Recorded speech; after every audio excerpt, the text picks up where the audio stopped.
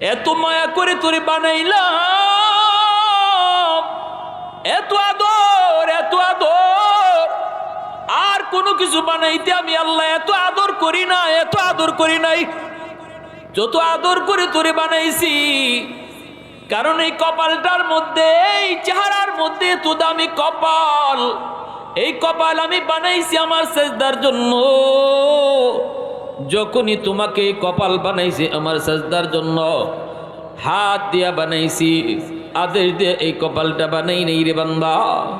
যেই কপাল বানাইলাম আমার সেজদার লাগে, এই কপালটা দিয়ে তুই দুনিয়াতে যখন আমার সেজদা দিতি না, তখন আমি আল্লাহর কুদরতি কলি যায় বড় ব্যথা লাগতো,